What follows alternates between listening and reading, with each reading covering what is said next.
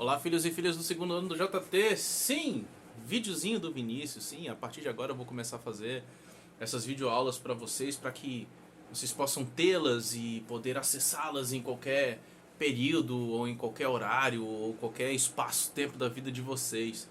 Espero que estejam todos e todas bem. A gente está se esforçando ao máximo para tentar sobreviver a essa pandemia maluca. Já vai fazer um ano já, né? Todo mundo sem carnaval, que beleza. Eu já não gostava mesmo, né? Então, enfim, vamos lá.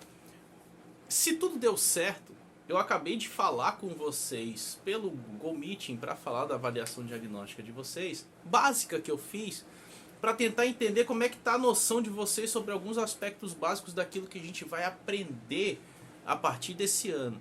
Vocês que estão entrando agora no segundo ano do ensino médio, vocês vão se deparar com um dos períodos mais complexos da história, principalmente com relação a conceitos e tal, e ao pensamento filosófico, como eu havia falado para vocês. Então é necessário que a gente ande em passos curtos, para que a gente não se perca por aí. Senão fica só aquela vibe de conteúdo. O que eu vou ensinar para vocês de teoria aqui e ao longo do segundo ano vocês vão utilizar, não é para abandonar não. Ah, o Vinícius já deu isso aí, então a gente não vai usar, vamos para outra coisa. Não, isso é o que você vai usar constantemente. É só lembrar da aula do primeiro ano. Treinar o olhar, aprender, memória, importante. Para que você possa analisar a história direitinho, a gente possa discutir e eu possa trazer assuntos bem mais complexos para vocês. A gente vai andar em passos lentos, mas também a gente não vai andar em passos fáceis, não. Não quer dizer que coisa lenta é coisa fácil. Eu vou botar a cacholinha de vocês para trabalhar até fumaçar. Quando a gente chegar na Revolução Industrial, então aí vai ter fumaça mesmo. Que loucura. Vamos lá. Eu quero trazer para vocês um panorama daquilo que a gente encerrou no ano passado e tentar ligar para o que a gente vai ver agora, o que tem tudo a ver. O que eu vou trazer aqui para vocês é algo muito resumido, mas é pelo menos um norte. Os navegadores eles sempre precisavam de um norte para poder ir para algum lugar. Então é exatamente isso que eu quero fazer com vocês aqui. É traçar um norte para vocês, pelo menos uma linha de pensamento, para que a gente possa trabalhar melhor nesse período. Porque segundo ano, meu amigo e minha amiga, a gente vai ver processo de colonização, e aí o Brasil vai entrar no meio da parada, visões de realidade diferentes, ou seja, os confrontos de visão que os europeus vão produzir, aquilo que vai ser feito a partir dessas visões que vai ser catastrófico, porque se a gente fala de colonização da América, a gente também vai estar trabalhando de genocídio, de imposição de visão de mundo para outras culturas, ou seja, vai ser muito pesado. A gente vai falar também sobre aspectos revolucionários, porque aquilo que vai acontecer na Europa também vai influenciar as regiões aqui da América após essa colonização, né? E aí a gente vai ver o surgimento, né, da classe burguesa enquanto uma classe que vai querer romper com aquele padrão absoluto do rei, aquela coisa toda, ou seja, de mudança de aspecto político mesmo, né? E como isso vai influenciar outras regiões do mundo, principalmente na formação daquela noção que se tem da América. Óbvio que muitos desses pensamentos, eles não vão ser pensamentos produzidos de forma positiva, não. Eles vão trazer mais malefícios do que benefícios.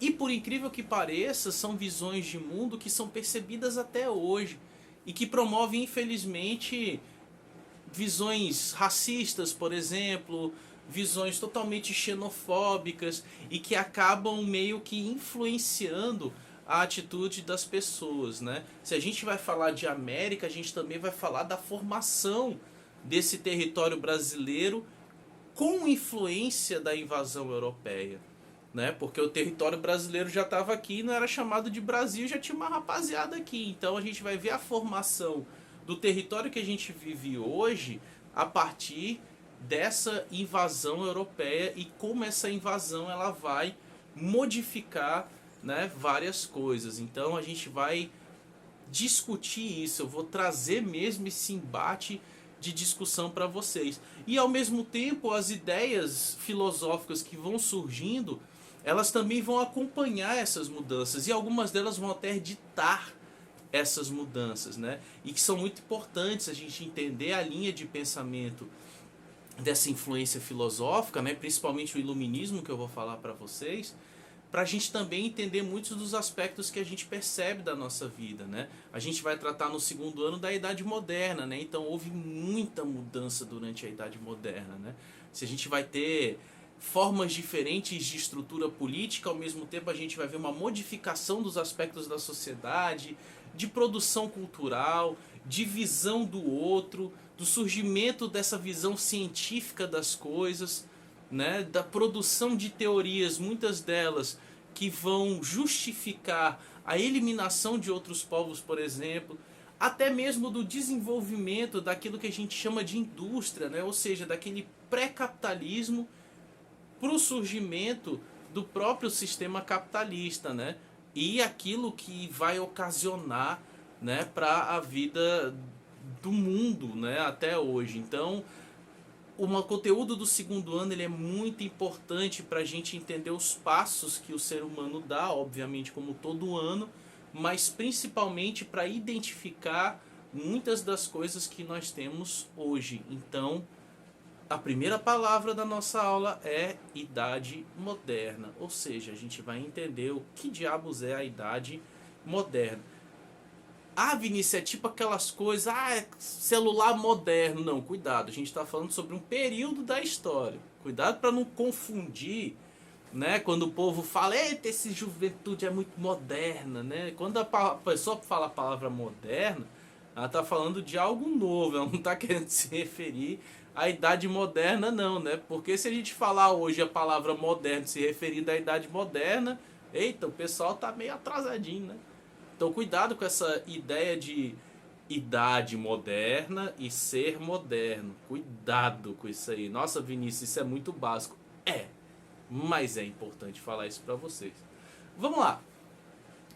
Uma das coisas importantes que a gente precisa entender sobre o que é essa idade moderna é perceber as modificações que o final da Idade Média vai ter dentro da Europa. Cara, olha só que doideira. O final da Idade Média, ou seja, aquele período que vai desde o final do Império Romano até o começo, né, de uma nova formação política dentro da Europa, né, que aí taca 1000 anos aí nessa parada, né?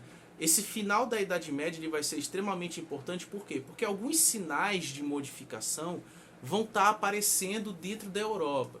Ah, Vinícius, a gente é muito eurocêntrico, a gente estuda muito a Europa. Bom, a gente precisa chegar aqui na América para poder entender as loucuras que nós vivemos hoje dentro desse território, né? Então, é necessário entender essas transformações na Europa porque os caras vão invadir a América. Então, querendo ou não, eles vão trazer esse tipo de visão para cá e impor ela. Então, é necessário a gente entender isso. Bom, vamos lá. O final da Idade Média na Europa, ela vai mostrar o quê? Cara, você teve uma epidemia violentíssima que foi a peste negra, né? Cara, só a peste negra vai modificar vários aspectos da sociedade, principalmente com relação a viver dentro das cidades, dos espaços urbanos, porque você foge da sujeira. Então a galera começa a perceber que a sujeira também é uma forma de propagação de doença, né? Aquela coisa de viver no interior, ou seja, de você fugir para a cidade, né, que é uma coisa muito aristocrática, muito rica, né, você poder fugir. Eu vou sair da cidade por um tempo e passar minha vida nos campos ali do interior. Você entende aí o espaço entre as classes sociais, né, que a maioria da galera vai morrer mesmo dentro da cidade por causa da peste. E até mesmo aspectos da própria higiene, do próprio cuidado com a alimentação, com a limpeza do espaço, né? Ao mesmo tempo vai mostrar o quanto era distante essa ideia das classes sociais, porque obviamente a população pobre da Europa é a que vai sofrer mais, né, com a peste bubônica, né?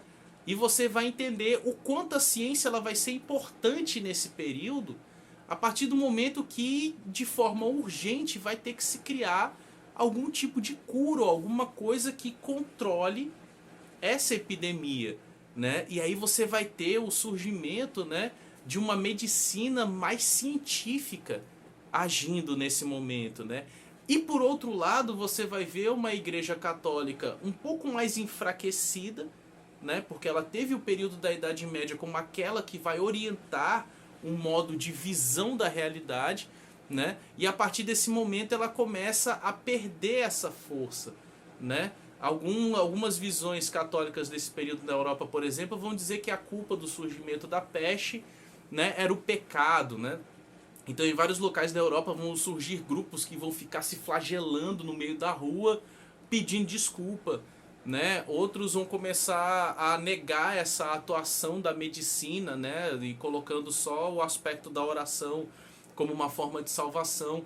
Outras formas de catolicismo vão surgir e a partir disso você vai ter, né, a própria igreja protestante aparecendo, né, enquanto aquela que vai disputar o poder dessa visão religiosa dentro da Europa. Disputas essas até que vão se tornar físicas mesmo, verdadeiras guerras, né, entre interesses religiosos e orientações de visão sobre a religião, né? Então a Europa ela está passando por vários momentos complicados ao mesmo tempo, né? Você vai ter o enfraquecimento da Igreja Católica, você vai ter o surgimento de outras orientações católicas surgindo, como por exemplo a Reforma Protestante, né? A partir de Martinho Lutero e depois de Calvino, né? Que é uma galera que eu vou trabalhar com vocês um pouco mais devagar quando necessário.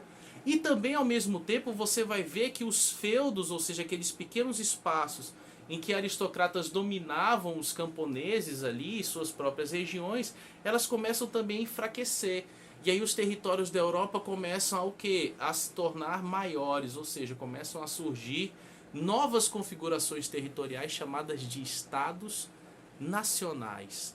Ou seja, aqueles feudos vão começar a expandir, vão começar a invadir outros feudos e vão começar a criar uma nova estrutura política onde o centro desse poder era a família dominante, e aí surge o poder absolutista, ou seja, aquela ideia do rei absoluto, ela vai surgir exatamente aí, e a noção de nacionalismo, ou seja, onde todos aqueles que vivem dentro desse território, eles agora fazem parte de uma única nação, de uma mesma língua, de um mesmo símbolo, de uma mesma bandeira. Fala, Vinícius, está surgindo os países, cuidado.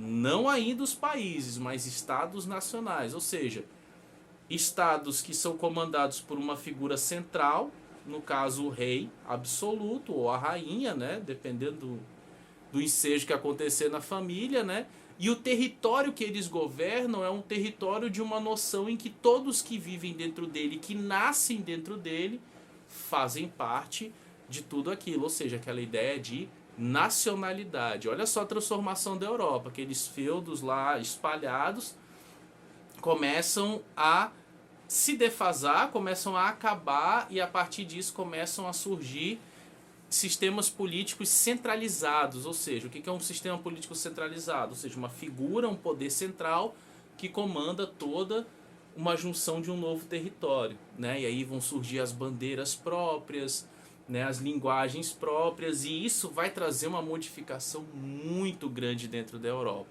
Não só esses novos sistemas políticos, mas também as próprias formas de visão da realidade, né? Você vai ver agora a religião sendo colocada em segundo plano, ou seja, a religião ela começa a, isso principalmente a Igreja Católica, né, dentro da Europa, ela passa a ser uma parte desse poder, ou seja, ela começa a perder, né, aquela imponência que ela tinha de importância, né, dentro da Europa, por exemplo, né? Ou seja, ela praticamente vira um órgão do governo central ali na Europa, né? Então isso também vai trazer uma série de modificações muito fortes, né? E até um instinto de sobrevivência, né? Como é que eu vou permanecer enquanto única, né? E aí, como eu falei para vocês agora, outras formas de religião surgindo e sendo aceitas na Europa, né? E, cara, ao mesmo tempo disso tudo que eu tô falando para vocês, né, começam a surgir novamente, né, aquilo que havia enfraquecido ao longo da Idade Média, um comércio muito grande e uma interligação da Europa com outros locais do mundo, né? Não só através de guerras, mas também através de relações comerciais. E isso vai ser extremamente importante, porque a Europa ela vai começar a ser invadida por outros aspectos culturais, né? Lembre-se que mesmo durante a Idade Média, a Europa nunca deixou de ficar interligada comercialmente com, por exemplo, o norte da África ou o próprio Oriente Médio, né? Tanto que as cruzadas, né, as guerras entre os europeus e os árabes, elas vão também ao mesmo tempo não só colocar dois povos em conflito, como também vai interligar esse conhecimento, né? Então, com essa nova configuração política, com esses acontecimentos que acabam modificando a forma de vida do ser humano dentro da Europa, é que a gente vai ter a Idade Moderna, né? E a partir disso, um movimento muito importante também cultural, até cultural e científico, né, que vai caracterizar essa Idade Moderna também vai ser o Renascimento, né? O que é o Renascimento? Vai ser um movimento científico, filosófico e cultural, né, que vai tentar voltar o seu olhar histórico para o passado romano e para o passado grego. Ou seja, eles vão pegar elementos desse passado histórico e vão tentar trazer para o presente. Que elementos vão ser esses? As visões de mundo do passado grego, por exemplo, a noção de entender o ser humano naquele aspecto filosófico clássico grego também, né? Então esses questionamentos eles também passam a aflorar nesse período da Idade Moderna. E quando você começa a pensar filosoficamente sobre o que é o ser humano, começa também os conflitos com os pensamentos mais tradicionais. E é aí que, novamente, né, esse pensamento filosófico, artístico e cultural que a gente vai chamar de Renascimento, ele também passa a se desenvolver ao longo da Idade Moderna, né? Porque, ora, a história é um campo de embate, é um campo de disputa. Então a gente consegue perceber essas disputas, por exemplo, quando você tem pensadores renascentistas, né, que a partir dessa influência do pensamento greco-romano antigo, né, de buscar esse pensamento antigo, a gente vai ter, por exemplo, o surgimento do pensamento filosófico iluminista, né, que é um pensamento que vai de contra a tudo e a todos, né, e vai surgir dentro do ambiente da burguesia, que é essa nova classe social que começa a atravessar aquele padrão nobreza, clero e regime absolutista e passa a querer forçar, né, a sua importância dentro da configuração social europeia, né? Por isso que quando a gente fala das revoluções da Idade Moderna, que é essa idade que a gente vai começar a estudar, a gente fala de processos revolucionários, isso no início da Idade Moderna. A maior parte dessas revoluções elas vão ser revoluções encabeçadas por pessoas presentes dentro da classe burguesa, que é uma classe que não é nobre porque não tem riqueza por nascimento e nem direito à terra por linhagem familiar, né? Não é obrigada a crer em religiões específicas porque ela não está inclusa nesse meio social, só que ao mesmo tempo ela concentra uma renda e uma importância suficiente em que ela quer também fazer parte disso. E se a regra da sociedade da Idade Moderna ainda não dá espaço para a classe burguesa, ela vai fazer o quê?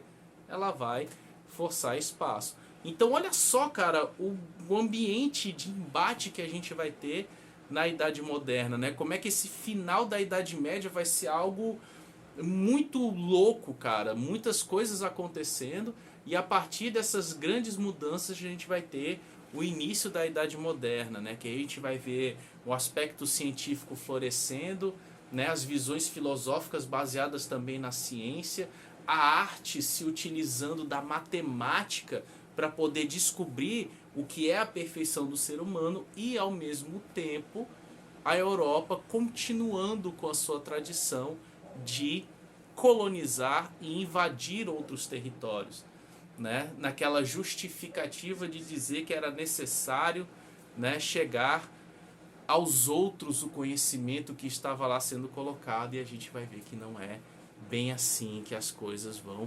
acontecer. Então esse é o contexto que eu estou falando para vocês, o final da Idade Média, a peste, as mudanças políticas, as mudanças nos aspectos sociais por causa disso tudo, o pensamento científico filosófico que pega do passado greco-romano e começa a interpretar esse presente e a criticar muita coisa vão, né, surtir dentro dessa modificação zona inteira, né? E aí eu coloquei alguns aspectos para vocês que é o seguinte: a transição da Idade Média para a Idade Moderna, como eu falei para vocês. Ponto importante número 1. Ponto importante número 2, o renascimento cultural, que aí eu botei um material para vocês no ano passado sobre isso já no final do ano, né? Os estados nacionais, que aí, como eu falei para vocês, é esse fim do feudalismo, né? E a formação de territórios governados por uma figura central. E com a ideia de nacionalismo, né? De território, de bandeira, de linguagem própria.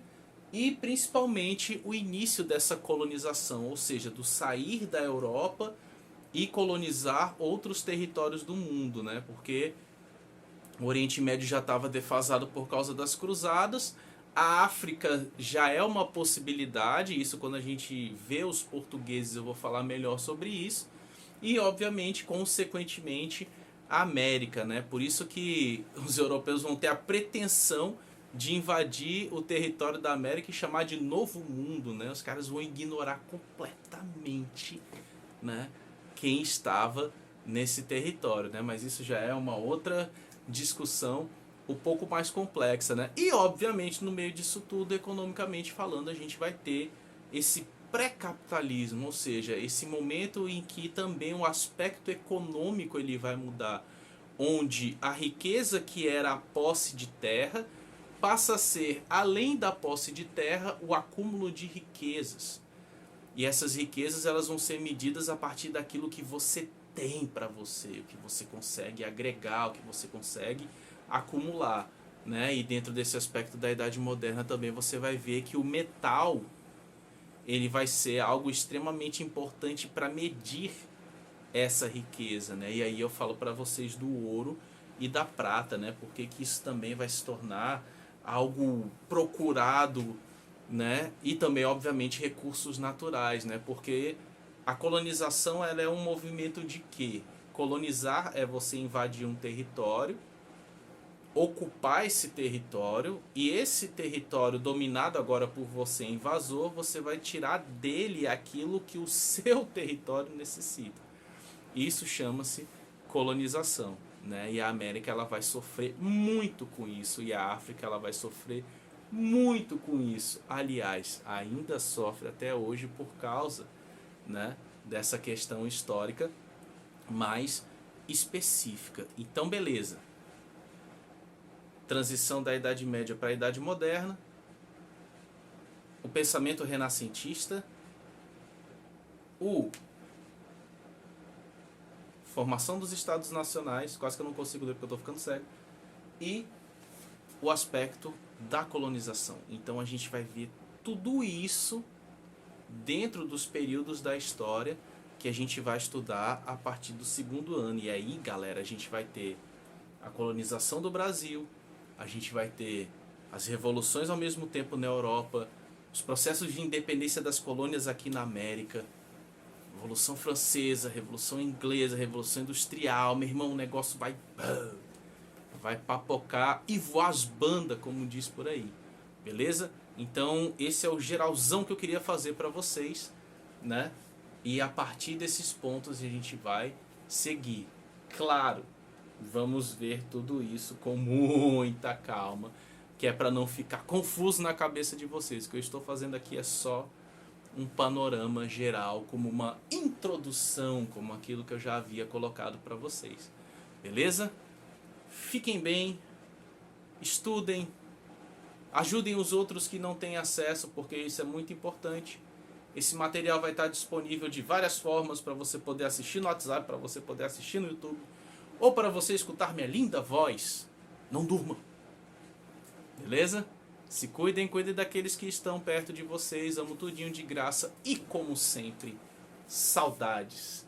E espero que a gente mate a saudade e o corona o mais breve possível. Beleza? E eu volto com outras videoaulas. Essa não vai ser a única. Parece que eu estou me despedindo, credo. Tchau, galera. Beijinho.